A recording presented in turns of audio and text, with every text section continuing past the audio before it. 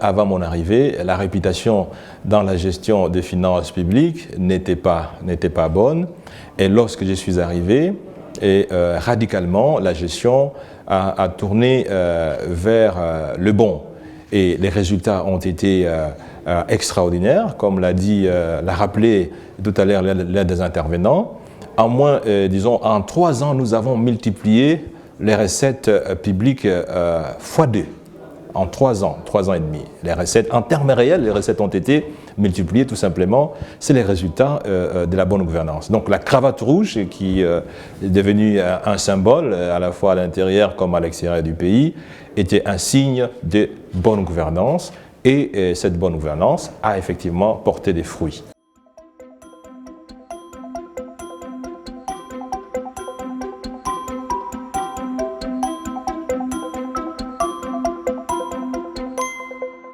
Non, je pense que le leadership et la bonne gouvernance est un travail à haut risque. Ça, c'est vrai, on ne peut pas se le cacher. On dit toujours que les réformes mangent les réformateurs, et que ce soit dans le pays en développement ou dans le pays développé. L'histoire démontre à suffisance que lorsque vous êtes réformateur, c'est-à-dire vous vous attaquez à des établissements, à des systèmes, des rentiers, à des systèmes de clientélisme, vous prenez énormément de risques. Mais dans ce domaine, nous devons dire absolument que nous avons bénéficié d'un appui important de son Excellence, Monsieur le Président de la République, qui était considéré comme un bouclier.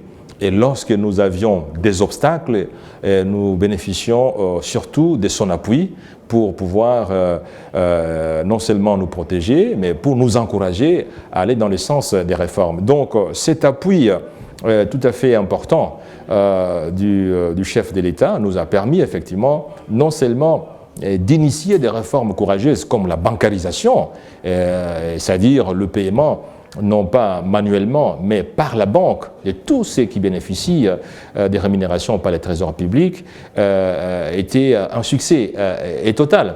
Mais pour y arriver, on a rencontré des oppositions, mais nous les avons vaincus avec l'appui de son Excellence, Monsieur le Président de la République, que nous avons considéré comme un bouclier.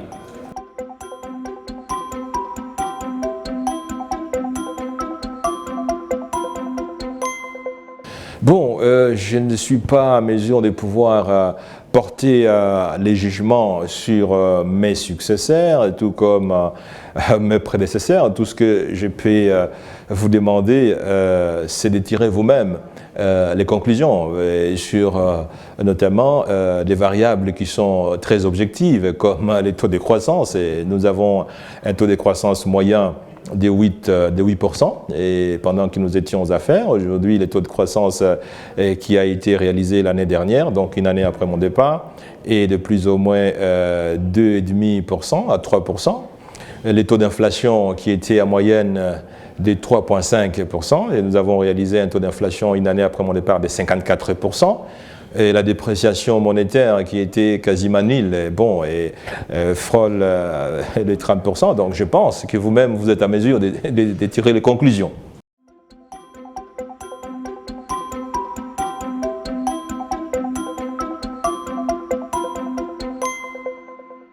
Bon, ça ne peut pas nous faire peur parce que dans la vie, il faut être optimiste. Et dans ma nature, je suis optimiste parce qu'il ne faut pas être défaitiste.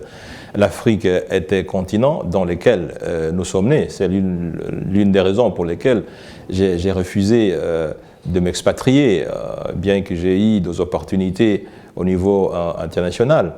Je pense que l'Afrique a toutes les possibilités, toutes les opportunités de pouvoir prendre la trajectoire de l'accélération économique et sociale.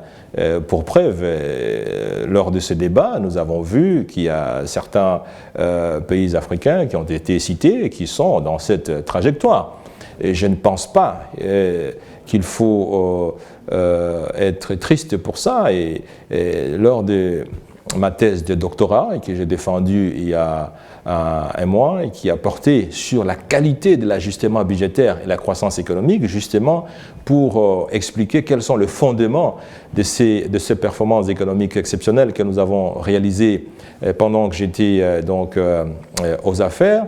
Nous avons vu que l'Afrique a vraiment toutes les opportunités et toutes les possibilités de pouvoir donc s'engager sur la voie de la réduction accélérée de la pauvreté. Mais il faut que les ingrédients nécessaires qui ont été utilisés à la fois par le pays développé, essentiellement les pays occidentaux, mais aussi les économies émergentes, il faut que ces outils soient aussi utilisés par le pays en développement.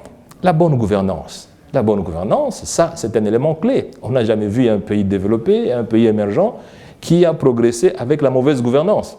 Jamais. Le leadership fort avec un État développeur. Un État développeur, c'est quoi? Un État développeur, c'est un État producteur. C'est un État programmeur. C'est un État facilitateur. Tous les pays développés du monde, toutes les économies émergentes, se sont développées avec ce type d'État. La Grande-Bretagne, par exemple, vers le XVIIIe siècle, écoutez, c'était un État qui appuyait l'industrie britannique. Le protectionnisme était appliqué au XVIIIe siècle. La Grande-Bretagne, par exemple, interdisait à ce que ces formules de production soient exportées, soient connues. La Grande-Bretagne a même interdit l'exportation du personnel qualifié britannique. Tout simplement parce que les soucis étaient le progrès de la Grande-Bretagne. Donc, l'Afrique a toutes les possibilités et toutes les opportunités de pouvoir se développer. Et donc, nous restons optimistes parce que notre thèse de doctorat a démontré effectivement, avec une bonne gouvernance, avec un leadership approprié, avec un État développeur, la mixtion entre le secteur privé et le secteur public, ça peut produire de l'excellence.